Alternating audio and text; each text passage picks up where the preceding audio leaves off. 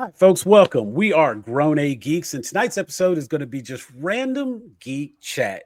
Joining me tonight, we've got Brandy, Teresa, RG Cashmere, and Jeffrey JPNT. I'm LD Geek Sam, and this is Random Geek Chat.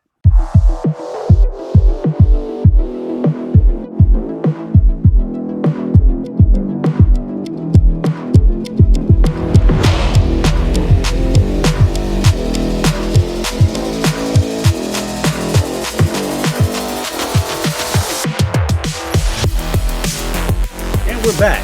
Thanks for joining us tonight. Can't wait to talk about just some random stuff that we decided needed to be discussed. We are going to jump right in with the foolishness.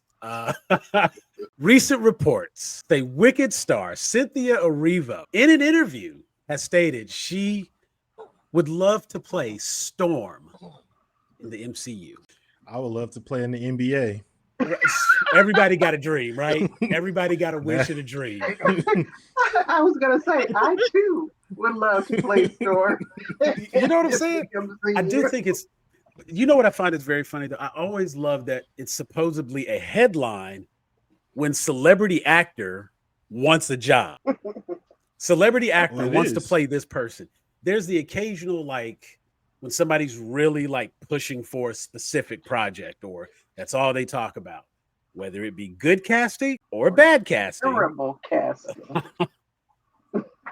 It's at least a passion project when you have somebody that just goes on and on about a project they would like to bring to the table. I have never, before this interview, has anybody heard somebody say I want to play Storm? That's the role that I want to bring to life. I think I could do something. Yeah, I think a few have. I think I've heard a few, but I need to look it up. I have not. I mean, I don't remember, but I don't necessarily think that means that there haven't been some actresses who might have voiced it. Who wanted the role. Right. And might have voiced it, but they didn't. I mean, she's hot right now, right? So we're paying attention to her saying that because of the success of Wicked. Right. So that's really why we're okay. And I mean, shit, even the haters like Wicked. They even, you know what I'm saying? She's getting praised despite she is getting praised. Despite everything that people are saying about her in the interview. Man, now, here was something that was really interesting.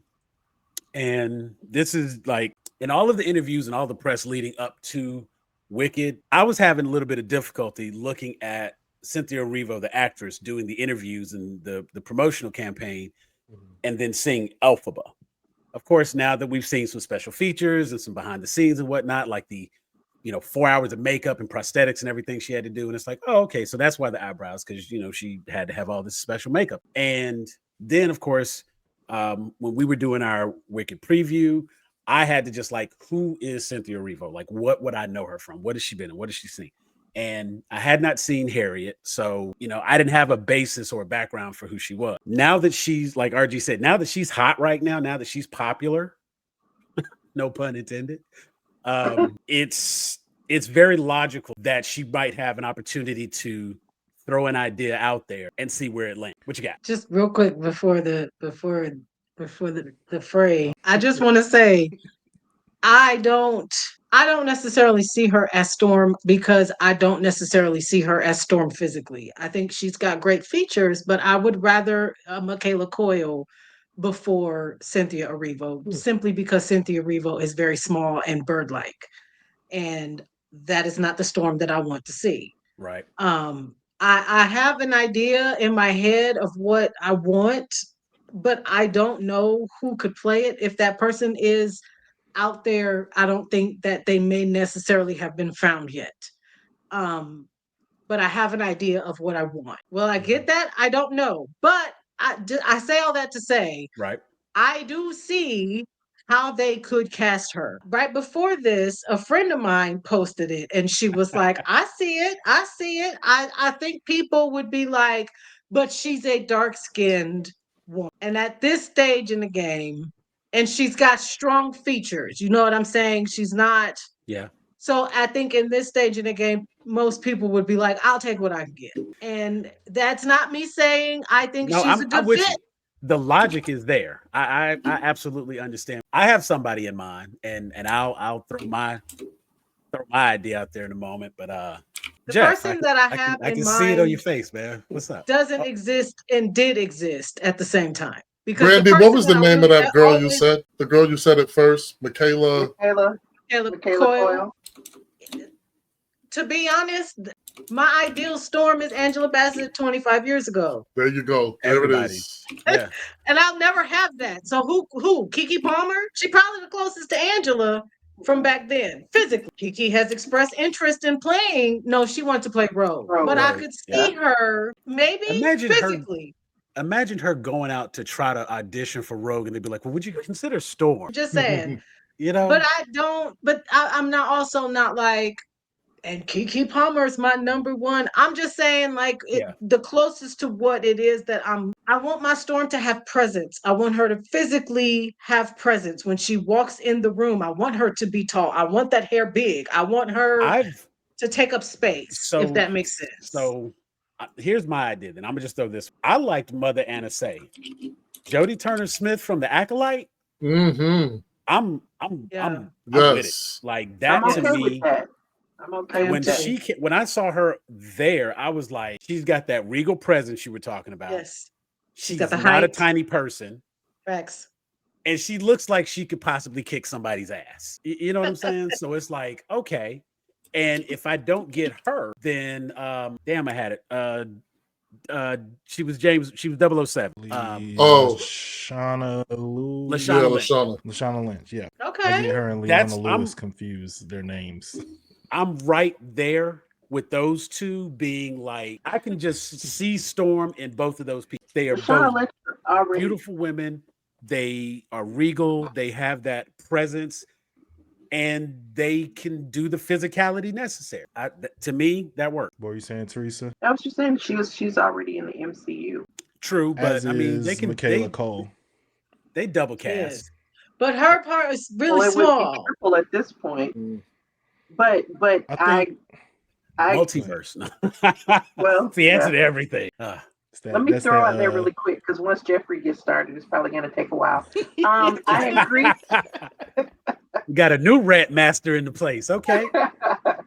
I agree with Brandy that Cynthia Erivo is too small and bird-like, as is, in my opinion, Janelle Monáe that we've been getting, for a while, as she's in talks or whatever. She's too small and too girly. And I love her, but no. Right, and I love her. And I think Cynthia Erivo is very talented, but she's not my Storm. I do agree with Jodie Taylor, whatever the other name is. Turner, whatever. Yeah, her. She has a presence, and she has a beautiful dark skin, and as much as I love Kiki Palmer, that's just not her. I can see her as Rogue, but not Storm. Yes. Yeah. Jodie Turner-Smith is a that's a great cast. Wow, yeah. She would do it. Yeah, so for me, this kind of harkens back to our conversation about Gambit in Deadpool and Wolverine, and how although like a lot of times it does not necessarily like reach the main like news sources, like as somebody who like worked in licensing dealing with Marvel, so I had to like keep up with like the trades, like what's in talks, what movies are they thinking about making, what, like I had to keep up with all that. So like I didn't go into no meetings and be surprised by like Gambit might be showing up in XYZ. People campaign for roles all the time. People campaign and shop movies around all the time. Cynthia Erivo doing this at this juncture is a strategic move. It is like it's not just like sure, that would be nice. That is her putting Marvel on notice, because I am at the height of my powers in Hollywood right now. We've done the unthinkable. We've brought the property to life that has been in developmental limbo for the greater part of 10 years. We've made people care about musicals, which has grown into a genre that is, fodder for jokes among regular moviegoers for quite some time. I think La La Land was probably the last respected musical to really come out. I won't even get started on that. That's a rant and a half. So I think makes this is not like a episode. random coincidence that this is coming out now. Like she's probably wanted to play Storm for a while. I'm sure when Fox came over and they were like, "Oh, we're in talks for X-Men," I'm sure she's had her people like keeping their ear to the streets. I don't think that there have been any like, Janelle Monáe. I love them. Their music is amazing. I've been a fan since before the Arc Android even came out. Like, they're beautiful, they're amazing, they're talented, they can sing, they can dance, they can do all those things. Storm, no. And I think we all have this is the conversation I think we had about when they tried to put John Krasinski as Mr. Fantastic and everybody was like pushing for it. And then when we finally saw it on screen, it's like we have a silhouette based on the things that we know in the MCU and the things that we know about these characters. Storm is even more so because we have bad interpretations of her. We have a great interpretation of her in the comic book and in the 90s show. And X-Men 97, even though everybody is not necessarily happy about how her storyline went for the entire season, her portrayal and how she handled that was great. And it was never a question of like, she feels weak and she's bad and I'm not enjoying this performance. It's like, why we have to like take her powers away? That's a writing thing. That's not a performance thing. That's not a character thing. So we have a silhouette in our mind of who Storm is and what that should look like on screen in conjunction with everything else in the MCU. Putting my disdain for Cynthia Erivo aside, because I can be fair and objective, I gave her great marks on what she did in Wicked. I truly enjoyed it. I cannot wait to go see the second one. Like, I'm actually excited to see her bring that role back and do it again.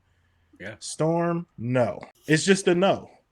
Yeah. Like, too small, too bird-like.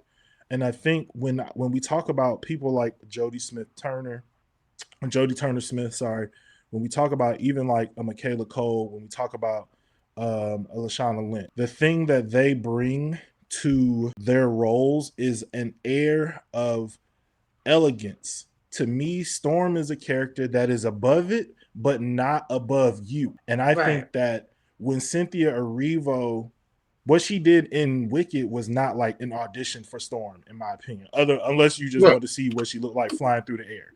But character-wise, that's not an audition for Storm. Right. No. When I have seen her in terms of like her personality and how she comes across, I think that she would come across more snooty and uppity than regal and like authoritative. There's a word that I'm searching for to describe Storm that I can't quite find. I think like you guys kind of understand the essence of what that word is, but she's regal, but also down to earth. Like, because of her upbringing, she was humble as she was coming up. So even though she is a goddess, she definitely has never lost her connection with a goddess of the people. And that doesn't come across to me in Cynthia Erivo's demeanor. Now she's an actress. Maybe she can muster that up. But she's also going to have to just fight against like people's disdain for her. And she did it in Wicked and it was great. I don't want to deal with that in X-Men. I'm already having to deal with them trying to do this Gambit thing that I told y'all they was going to do. Y'all didn't believe me. But once you open the door for this stuff, if you give a mouse a cookie, if you give one of these people these roles, if you let executives see somebody in that role and it's well received, the executives are going to just be like, well, why not? We seeing that even with DC. In the Batman situation now, people, as much shit as they talked about the Robert Pattinson casting, now it's kind of like that universe ain't looking too bad. James Gunn, why you don't just maybe think about just folding that on? Putting him next to David Cornsweet, and it makes sense. They'd be great together. Right. So for me, stellar business move on her part, putting it out there, doing it in a public forum, doing it at, the early award show. So now it's something that's going to be talked about. It's something that's going to be asked about. Kevin Feige got to answer questions about it now.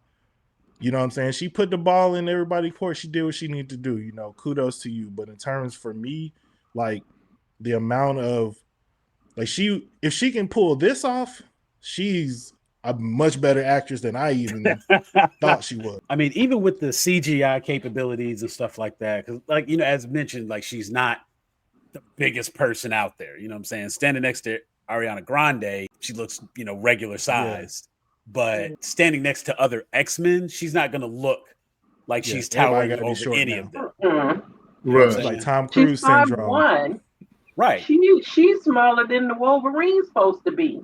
Right. So that's what I'm saying. Like, you know, when it's a bunch of short people standing together, yeah, you know, everybody looks normal. But when you put one tall person in that mix, all of a sudden it's like, I was sitting here thinking, like, I had the same knee-jerk reaction to Gal Gadot as Wonder Woman. I really did. When they first announced that she was going to play Wonder Woman, my only frame of reference from her was Fast and the Furious, and she was a stick figure.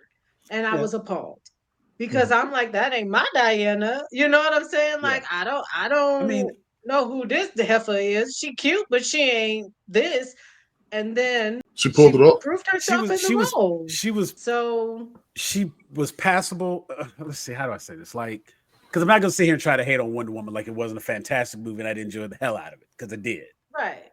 But when you get to the individual castings, I have always held place that she was not Amazon. You know what I'm saying? At all. Like, she was exotic or whatnot. Yes, I believed she was from an island and that island was different from all of that. So she fit the role of Wonder Woman, but she did not convince me she was an Amazon. Right. Mama convinced me she was a damn Amazon.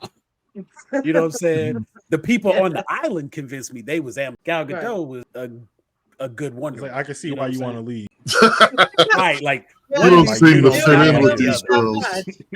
One of these things is not like the other. I think this. I'm sorry. Go ahead.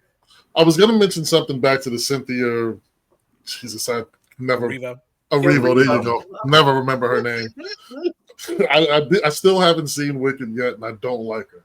But I think the other thing that kind of goes in a strike against her getting that role is, I think the intention of the Storm is going to be that she is a love interest of the son of Black Panther. So more than likely, the Storm that we're getting initially is probably going to be young. Like, we're probably going to get some sort of teenage romance here, you know, of the African princess and the, you know, now the new Wakandan princess.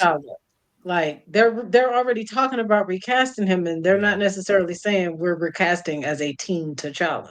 Well, I heard it was the son. Remember, they found they brought the all of that boy. At this point is that's just everything down in the threads. So is Cynthia Erivo playing. What I'm saying is, I'm speculating on if that is a potential thing that could be, you know what I'm saying, that could be entertained by them. You know what I'm saying? Like, it goes against her, because we're probably going to get a younger version of Storm growing into some sort of, you know, we'll get to watch her grow or whatever, you know, however they work it, you know. Yeah. But I don't think I could see the logic there. You know, that actually kind of takes out. They can do that, but they could also do a multiverse thing where they bring it to T'Challa, and that Correct. T'Challa is in the universe where the X-Men are. You know, Correct. We don't know what they're about to do. And shout out to them for keeping a lot of these plans like under wraps and letting the people just like shoot themselves in the foot with fan theory, because nobody knows what any of this stuff really is going to be outside of the things that they've announced. And True.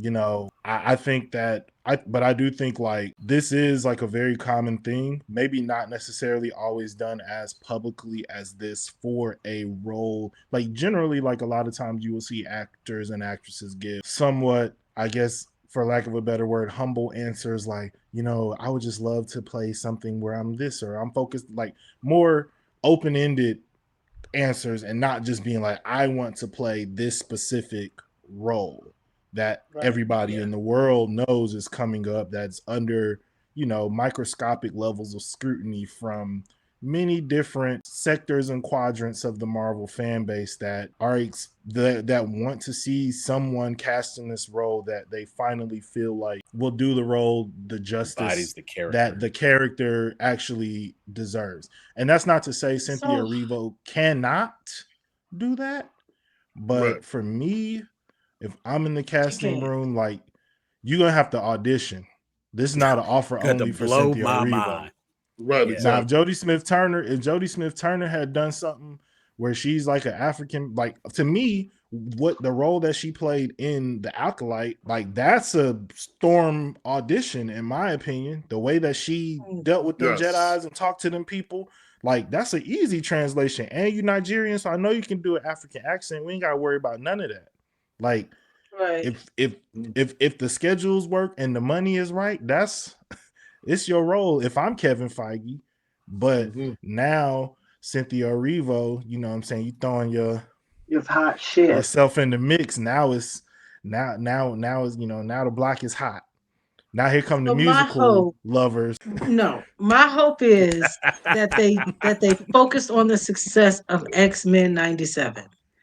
That they really focus on why was that a success? It was not just because it was a nostalgia tour. It wasn't just because it was, you know, all the old people going back to watch this cartoon. It was a success, and people were yelling for more because of how well they treated these characters.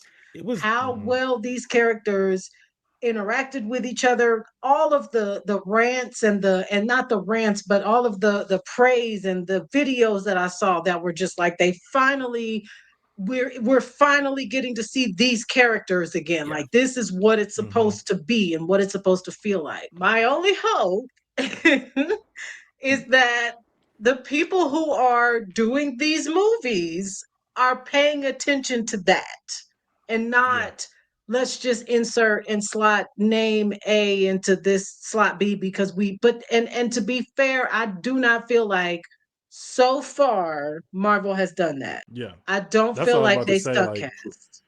I was gonna say I can't really think of like anybody in Marvel where it's yet. like, nah. Because by the time X-Men come out, Wicked 2 will, by the time X-Men comes out, Wicked 2 will have also come out. And you can pretty much slate her for a probable Oscar nom. Right. So she will, but in that case, to a degree, it's almost like she might be too big because they don't do a whole lot of like the biggest, hottest actor on the planet right now. We're putting them in this role. They don't do a lot of stunt casting at Marvel. And they're going to lock her in for a couple months. Yeah. Which, if she gets to that, when she gets to that next step, like you said, if she starts talking about Oscar noms and whatnot, now you tied in and locked in for the next 5 pictures, and it's going to be hard to go out and make up. You know what I'm saying? Like we've seen what happens when you get locked into some of these studios and you try to go over here and do something different, and you can't shave your mustache because you got to be in this film, and it fucks up something they do over here in this film. And I'm gonna be real, like the Disney Marvel thing, it's not. You ain't got to be like completely squeaky clean because obviously like Robert Downey Jr. But while Robert Downey Jr. was Iron Man, you wasn't hearing like no backsliding back into his old. You can't really point to, you know, like Marvel, like it's so wholesome. Like, you know, it's getting married. Like Spider-Man and MJ finna get married like in real life. You know what I'm saying? Like the way that she's messy. Like if Ned is not in that wedding party, I'm very excited about that for them. I'm happy for them. Congratulations to them. Yeah. Congrats. I think it's cute. I'm happy she's. They're cute, man. They're just cute young people. I'll be like, oh. He's from England, so I'll let it slide. But he's one of these. A little bit different. Bag up that black woman. He's a big fan of soccer. Anywho, I think overall with the casting of, and I think honestly, I would love to eventually, you know, I'm all about fan casting. I would like to do a show where we go through to pick our whatever team, even if we just pick the X-Men 97. Yes, because I would love to know who you see playing Gambit. All right, at this point, it'll be anybody else. Not anybody else, but it damn sure won't be no Step It Up. Magic Mike, you better take that. No, I want to know who would be your perfect Gambit. So yes, that would be a good idea. X-Men. All right, you heard it here first, folks. Upcoming show. It's on the slate. The T'Challa thing is funny too, because of that is also a hot conversation right now, at least on my Twitter timeline. There's been one very, very funny suggestion of Michael Irvin. Just do yourself a favor, go on Twitter, look up some of the responses. You have to look at, you have to go through the Twitter quotes, because Michael Irvin has a lot of like crazy like motivational speaking videos that he does trying to motivate the Cowboys to like win. And they're like wide using receiver. That like they're like, this is what T'Challa would be saying to the team before they fight Galactus. And it's just Michael Irvin like yelling like I put these moments in front of you to make great men. And it's just like, yeah, this is hilarious. Like, obviously it's not real, but it would be funny. Ooh. So yeah, check that if you got some time and you want to laugh, definitely check those out. I'm definitely gonna look for that. Now, I am curious. When you had mentioned the just to swing to DC for a hot second, when you had mentioned the Robert Pattinson Batman movie, first off, that's been pushed out now to 2027, and we had a full review of the series The Penguin.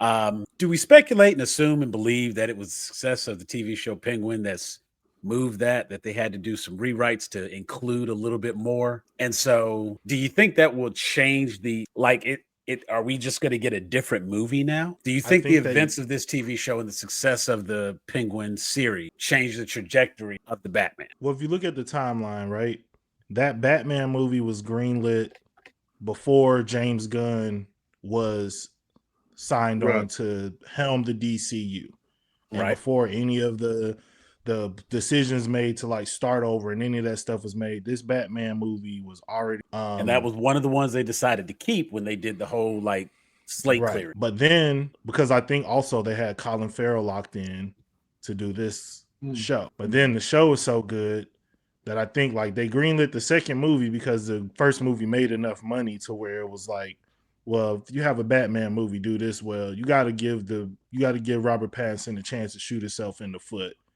and like fall off a cliff with Batman. You can't just, because then you'll have the fans who are like, once you cast this new Batman, they're like, oh, well, they should have just, why see, he's not like Robert Pattinson.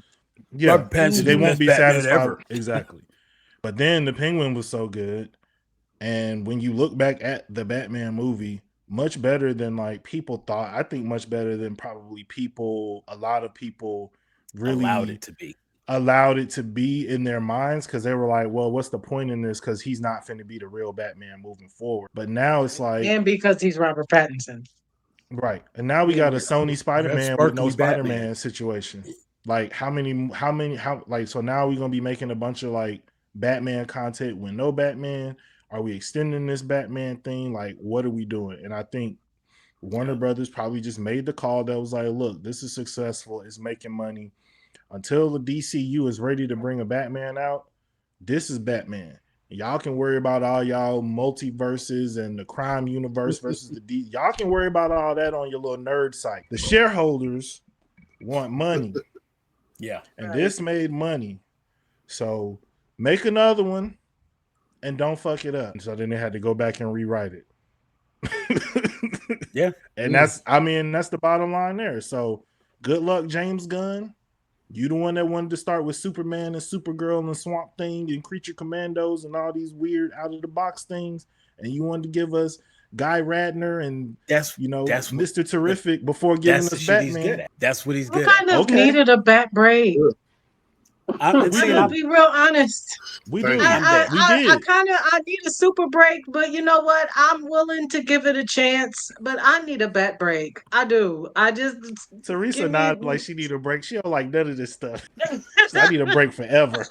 I need a DC break. Take your time. Like there was a point in my life when if somebody asked me who was your favorite superhero, it was Batman. Like I am a Batman fan, and I'm just like, damn enough. Enough of Batman, enough of the Joker. I don't want to hear about a Penguin. I don't want to hear about nothing. Just because you're not giving me what I want. All of y'all keep doing Batman and you're not doing Batman correctly. I don't. I feel the same way about Superman. You're giving me Superman, and I see what you're saying, but it ain't Superman. And I'm at this point, I don't know if you'll ever get it right. I don't know. Yeah. I like James Gunn. I do. He can be a bit flip, so we'll see. I, I don't understand how DC. Y'all do not understand when I was coming up how much I did love the X-Men. I even had the X-Men trading cards, like I was about the X-Men, but I didn't know nothing. I didn't know Trust nothing me, about I get Marvel. I didn't know nothing about Marvel. You know what I'm saying? Like I knew Spider-Man because he was on the Electric Company, and then I knew that there was a movie, but I was never like a comic book Spider-Man. I was about Batman because in 1989, Batman changed my life. Like I remember the show. I don't care. I remember the Superman shows. Okay, Batman was the coolest thing I had ever seen in my and that was what I love the cartoon. I was Batman. I still have Batman. Shout out to mugs Ace and Vane stuff. because he's brought back all the Super Friends content, and I love that shit. I love that. I've been watching. Oh yeah. Hey, shout out to Ace Vane. Check I'm those just out. saying, like, who knew Marvel? I promise you, I took the kids to go see Captain America because I love Robert Downey Jr. or Iron Man because I love Robert Downey Jr. I don't give a damn about who or what an Iron Man was. I wasn't, you know what I mean? Like, and who admittedly, we've discussed this at length, so we don't have to harp on it too hard here. Think DC is better. They got better villains, the superheroes. I like their storylines. Why are they not able to do this? And again, it's just an opinion. It's my opinion. It's what I cling to because it's the only thing that makes sense. And every time I have these conversations with people, it's the one thing that I hear. As a Superman fan, the number one conversation people have, if I have on a Superman shirt, if I got on a Superman hat, because I have plenty of them, so I usually do, people just randomly come up to you and be like, "Oh, you like Superman? Yeah, Batman is my favorite." Like, nigga, who are you? We did what? That was the way you wanted to engage this conversation because I had on a Superman shirt. You felt the need to automatically be confrontational. And it comes back to, in most cases, the first thing out of their mouth is like, Superman's lame. Batman's cool. Anybody can be Batman.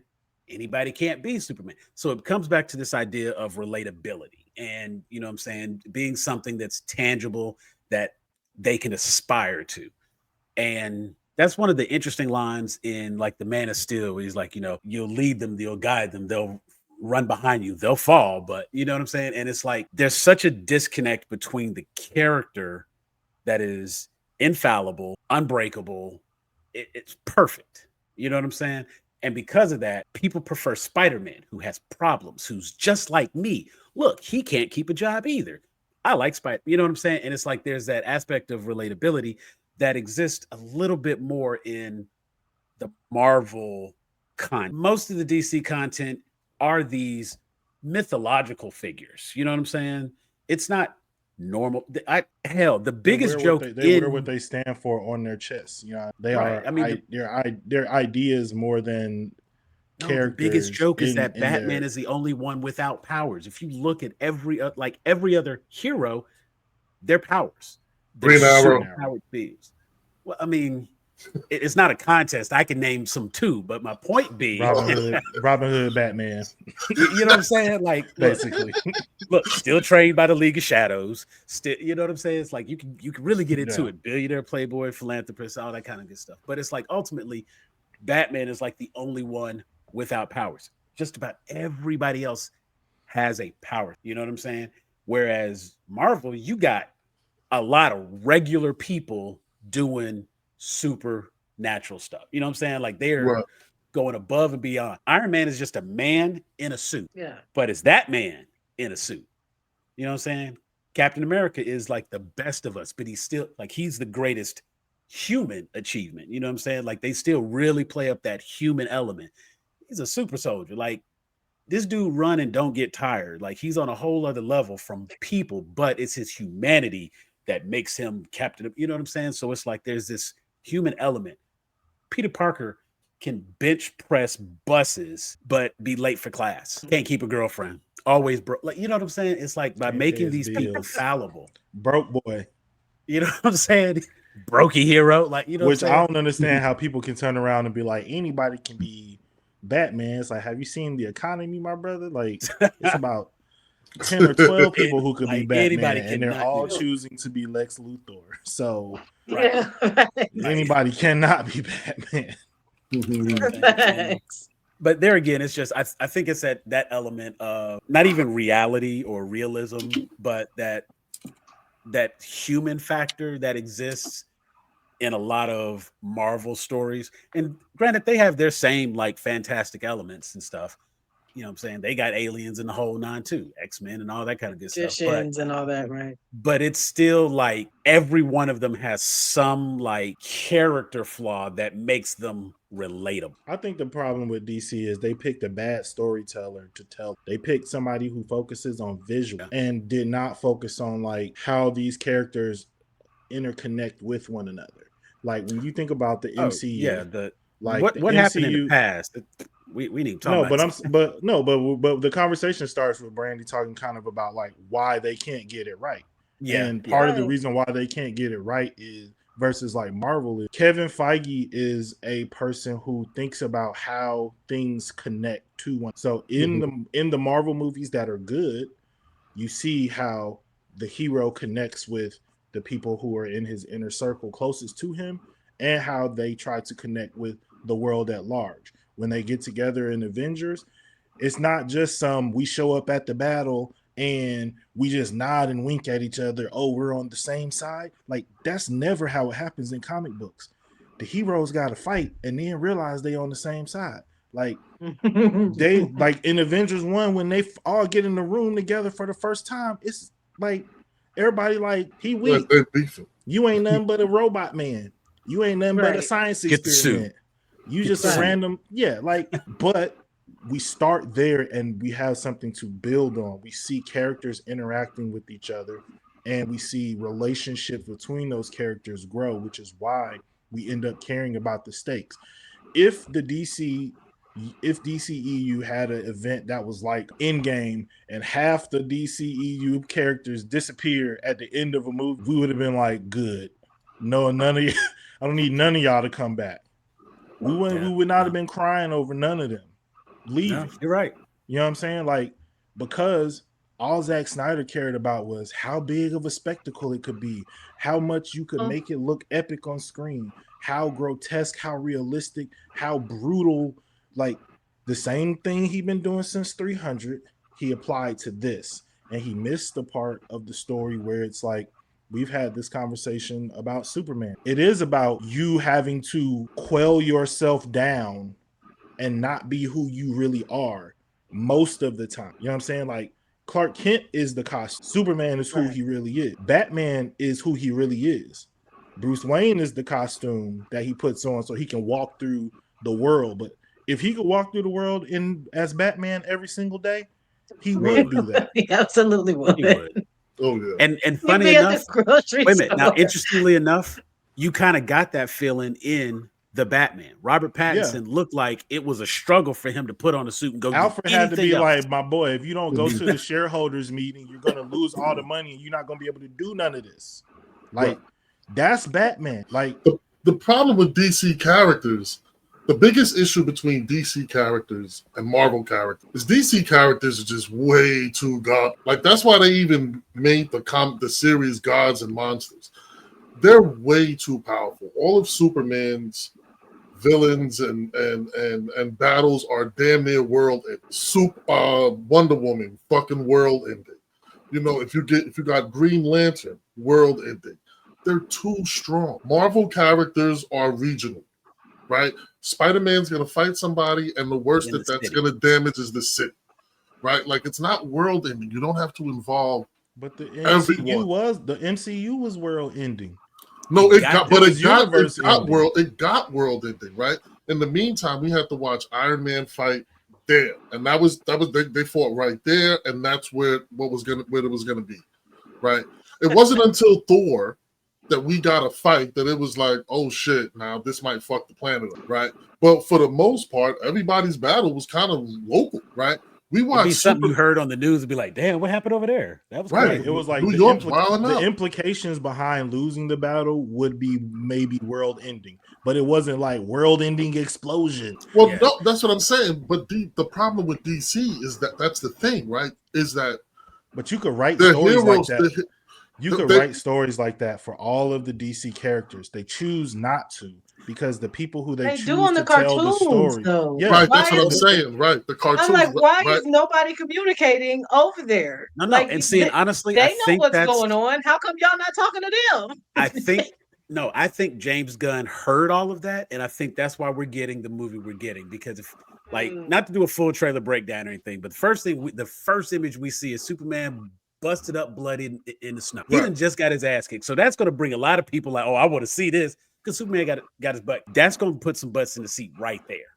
What was so powerful to beat him? But it automatically takes him off of that high horse platform that he sits up so high, he's untouchable. He was bleeding. That knocked him down a peg. Then you see, like, you know what I'm saying? Even the little part where the guy threw the can and hit him in the back of the head, he turned around, brought him down a peg. You know what I'm saying? Because it's like, that was one of the parts that a lot of people were talking about. Then you have like the dog Crypto. That's cute. And for everybody that's like, oh, it's got too many heroes. The Galaxy had like 6-7 heroes in it. And it was fantastic. Every one of them. It had a main villain in Ronan the Conqueror. And I knew exactly what his motivations were, how important he was without him taking up the story. He was just as important as the villain. And when he had his big showdown at the end, it felt like there were stakes. So if we have 2 or 3 villains in this, I don't think it's going to take away from the overall story. Having a few other people does take a little bit of the attention off of Superman, which might be a good thing. It just goes to show the world that he lives. Yes, we've seen Guy Gardner, who looks ridiculous in the comics and now looks ridiculous on screen. That just made me smile and laugh. You know what I'm saying? And I really feel like they did that just to see how far they could go with it. That's some James Gunn just being funny. And Nathan Fillion, like, let's do it, man. He probably actually gonna rock that haircut at the premiere, I'm sure. And then, you know what I'm saying? You do get some of these characters. I'm not going to say Mr. Terrific is like a random character. He's had a little bit of shine in the CW. That depiction of him was not bad. You know what I'm saying? Maybe not the greatest, but not bad. It was an introduction to a character to show you what this character is capable of. You put a character like that in the right hands, you can really do something big. And now you put him on a bigger platform. Because like Hawkman was not somebody that I would have thought was going to be great on screen as Hawkman. Right. And Hawkman was probably the best damn part of the movie. You know what I'm saying? Like him and Dr. Fate. Like I just want a buddy cop movie with just the two of them running around like villains. You know what I'm saying? They were great together.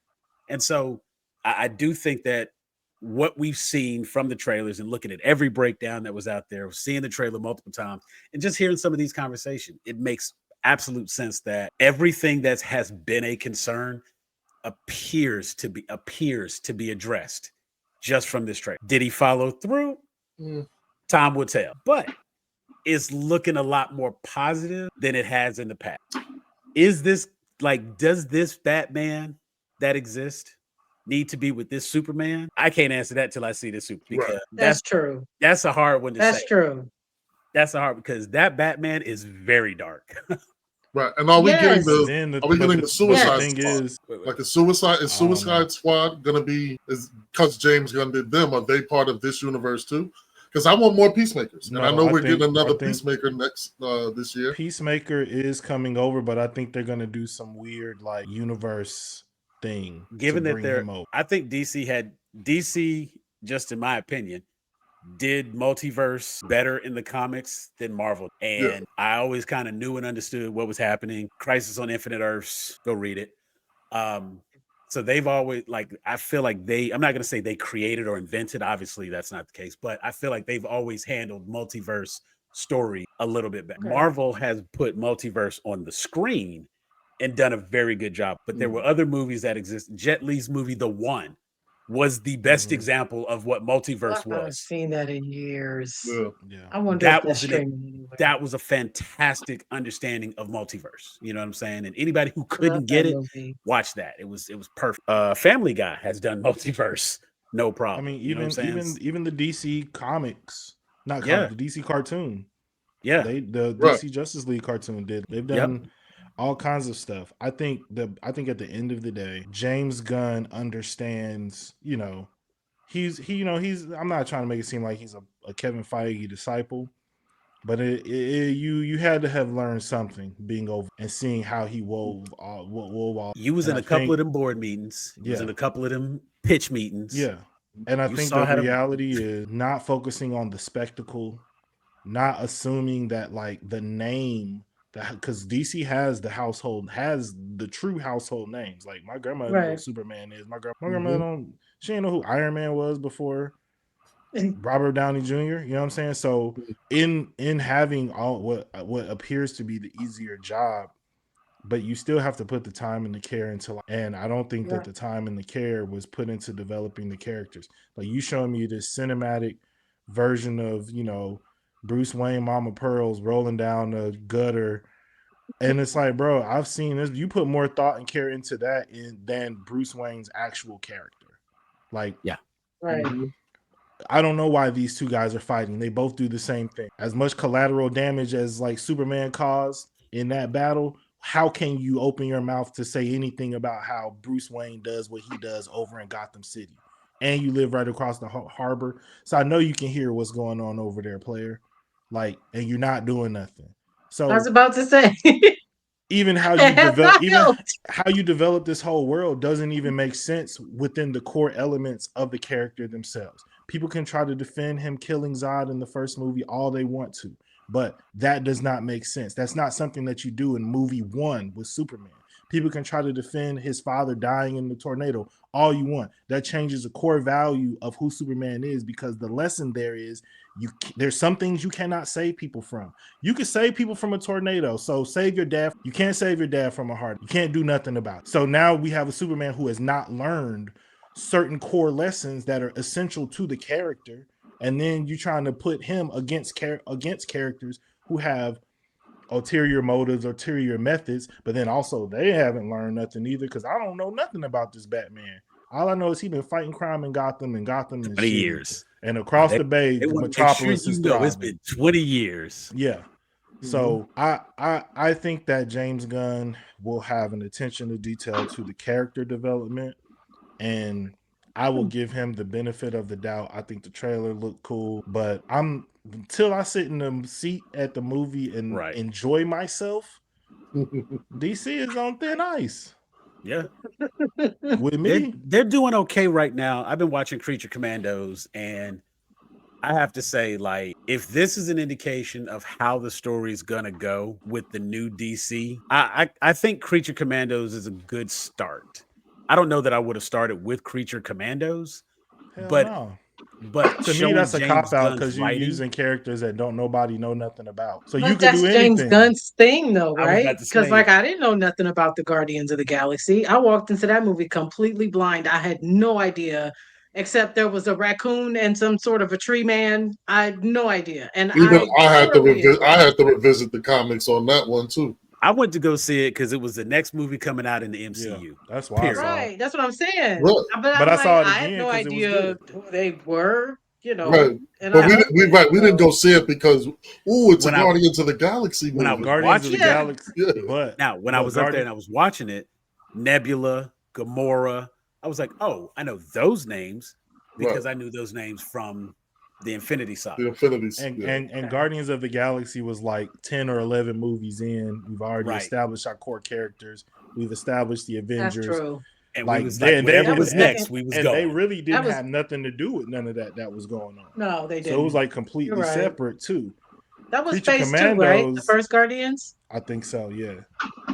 Iron Man. So it's like Creature Commandos as your kickoff. Yeah. That's like going on a first date and like going on like a hot air balloon ride. It might work, but she might be scared of height. But I don't think we need to compare the Marvel way to the DC way. No, we absolutely need to compare we've seen one formula that works and one that doesn't. People have been asking for years, just do it. But it's not the only formula that works. That's the thing. We've seen the formula work, but the reason why the DC movies haven't worked has not just been simply because of the order that they put the movies out in. Some of the movies have just been bad. The Superman movie, the Superman versus Batman movie, it's terrible. It's enjoyable to watch, but it's a terrible fucking movie. I mean, some of the movies that they just do they're just bad. So the ultimate issue is you gotta make a good movie. Like, make the movie good. Like, all the things that Jeff just sat up there and said about the first the Superman. Oh, you don't save your dad from a fucking tornado, stupid shit like that. Like, it's like, not. Bro, we'll move. We don't have to come back to this town ever again. For real. It's like, not only you that, know how quickly I can feels, grit you and nobody sees whatever you? they call a universe, it's very disjointed, because it very much feels like whoever is writing these movies, I've never had a conversation with anybody else about anything going on in these movies. Like, there was different directors for the Marvel movies, but it was still very cohesive. You could see how all of these things, even when they had a different tone, like Civil War, or you know what I mean, like they still fit into this universe. We could see how all of these things that are happening over here is going to have an effect over here, and it all is cohesive. Things are referenced, you know what I'm saying? That you get the big payback and in game when they go back, and you're like, oh my god, mind blown. All of DC's movies feel like they were written by different people in different parts of the country, secluded in a cave. Yeah. No, ultimately, you know what I'm saying? Like that, with nobody ever told them anything about these characters except like a basic outline, and then they were like, "I'm gonna write a whole movie about it." I love Robert Pattinson's Batman. I did. I actually enjoyed it a lot better than I thought I would going in. I'm not gonna lie. But I don't understand. They would have to change that world to fit into James Gunn's world. There's no way the brutality of that Batman fits into James Gunn's DC, right? It's like the Wonder Woman 84. How do you make a Wonder Woman movie, but you've never seen Wonder Woman? You have no idea. It was very clear that whoever wrote that movie had no idea about Wonder Woman outside of maybe seeing the first movie in Justice League. You see what I'm saying? Like, there was no, it doesn't feel. There was no attempt to like understand how Wonder Woman like fits into this world. You know what I mean? Right, like, because you don't have a world. You just have a bunch of like molecules all just floating in space and bumping into each other and hoping like you get like a big bang of a cinematic universe. And it's like, that's not how, and I agree with you, RG, in terms of like not comparing it to Marvel, not necessarily in terms of like the order, but like comparing it to Marvel in terms of like how long it takes to bake something like that. You cannot do it in 3 movies. You know what I mean? Like, the formula might not be this character, then this character, then this character, but you need enough time because you need a certain level of interaction, and you need a certain, not just audience to character, but character to character, in order for us to then understand why all this matters so much. Like, we understood why Avengers mattered so much because we had already met Loki. We'd already seen some cut scenes of Thanos. We already had Robert Downey Jr. having the like fever dream. We already had, you know what I'm saying? We had all of these things that were like slowly fed to us. We already had Nick Fury like talking to people individually, and we know he's like keeping tabs on these things. So when he shows up and he's like, everybody come in the same room together, they all know Nick Fury. We all know Nick Fury. We all know they all know Nick Fury. But now we know they don't know each other. So now we can just focus on why they're getting to know each other, because we don't have to worry about none of this other stuff because we understand what the architect of all this. Who the hell got them videos of Aquaman and the Flash and all that? Who sent those to Batman? Who knew that he was Bruce Wayne to send those to him to be keeping tabs on these people? And why did he just have them? Private investigator? He hadn't made contact with anybody. He just had these videos, and then one day was like, you know what? I'll call them. Yeah. Oh, I mean, I could believe Batman. I could believe that I could believe the world's greatest detective had the videos. The problem is, the world's greatest ass kicker. I didn't see him do no detective work, and none of them. That's the thing, and that's the problem right there. That's the problem. We as Batman fans and fans of the character, there you go. They never did that. They never gave him an opportunity to. I mean, they did. And you gotta have a big dream. He got the file from Amanda Waller. When we talked about the movie, I was like, "You leave the movie." I saw the movie with my wife. I'm watching the movie. I don't even realize I'm connecting all these dots in my mind because I know all this stuff. We left the movie, and my wife's like, "Well, how did this happen?" And I'm like, "Well, in the comics, blah blah blah blah. How did that happen?" Well, and I just was like, "I've said in the comics like 8 times. Like, put it in the movie, dog. Like, stop. I shouldn't be doing this work because is not a." That was the conversation I had with Jeff the first time that made me like really stop defending the movie. Because, like I said, I was like, well, no, see, because if you read this one and you read that one, and this was here and that was there, and I am curious because I can't wait to see the people come out and try to get on James Gunn's James Gunn's Superman character, him being praised for some of the same things that were done and try to swear it wasn't in the comics, but now suddenly everybody's going to be able to find it in the damn comics, like y'all couldn't find it when Zach did it because you didn't want to find it because you said it didn't exist. But it's the same thing. It'll just be presented differently, and if you explain it and make sure people understand why, then it's okay. Because there's a whole thing with Superman and his dad. When Pa Kent and Clark are having a conversation, it's a Superman birthright, and basically he tells him like, I don't know if you need to be doing the Superman thing as much as you're doing it, blah blah blah blah blah. Basically tell him like, you need to lay low, stop doing what you're doing. That's where all that came from. That's in birthright. Now, just from some of the reports I've seen, we're already seeing that like this character conversations he's having, I think that might be that conversation. And everybody's going to suddenly, and watch, I'm saying it now, a lot of the things that were criticized about Henry Cavill's Man of Steel are going to now be praised James Gunn. And it won't be just the Zack Snyder hate. It won't just be the James Gunn love. I do genuinely believe it will be presented better. Because I have been able to accept and understand, and Jeff was very clear, and I've turned a new leaf in this regard. If you don't show it, if I got to explain it, then you didn't do a good job showing it. Show, don't tell.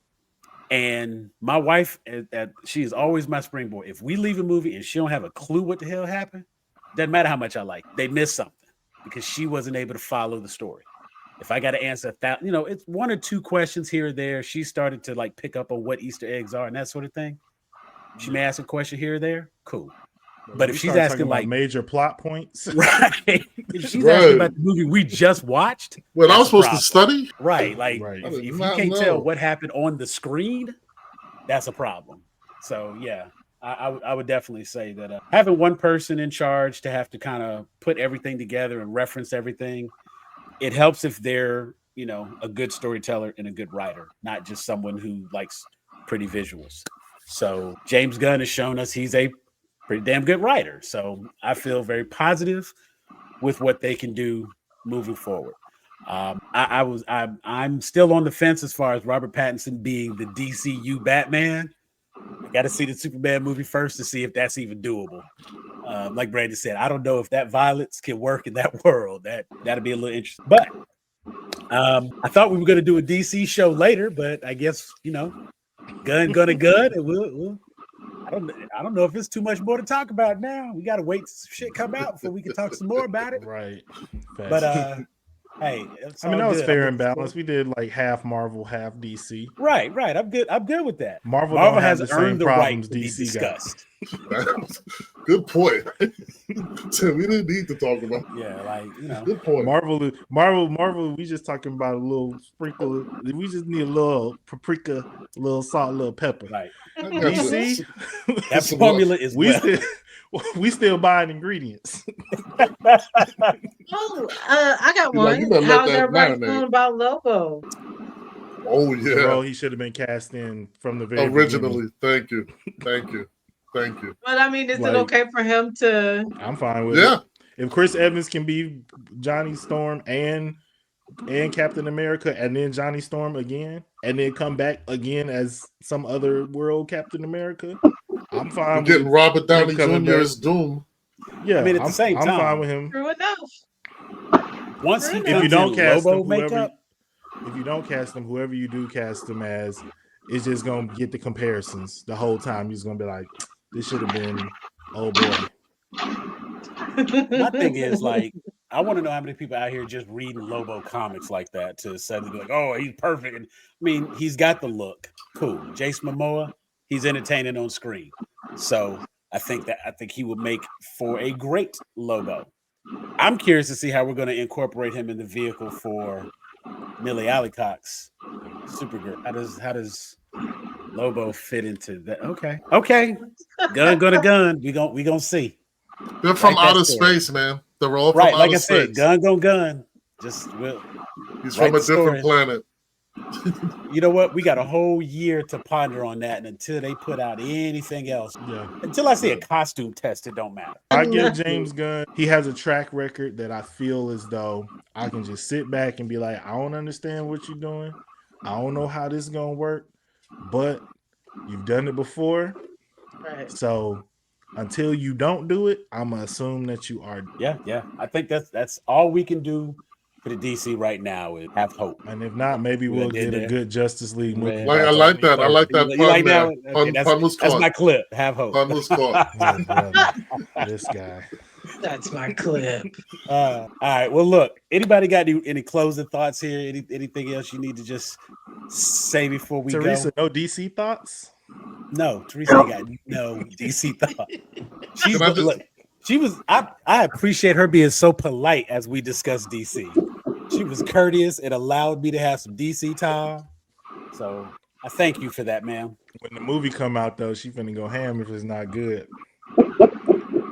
That's the only good thing. If the movie is not good, that's gonna be the only good thing. I told you so. Channel my energy. Yeah, the hate flow through you. Hater.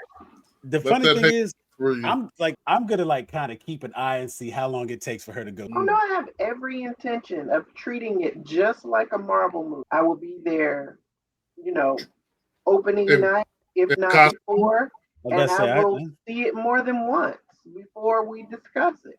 I have every intention of treating it like a Marvel movie. Now, will it treat me like Marvel movie? That is the question. Hey, that's fair. That is absolutely fair. Cannot be mad at that. All right. Any thoughts? All right. Well, if nobody's got anything, I want to thank everybody who took the time to watch this show. We are Grown A Geeks. Make sure you like and subscribe. Click that QR code there so you can find out everywhere you can find Grown A Geeks. This has been Random Geek Chat for Brandy, Teresa, RG, Jeffrey. I'm Elder Geek Sam, and we are out of here. Peace.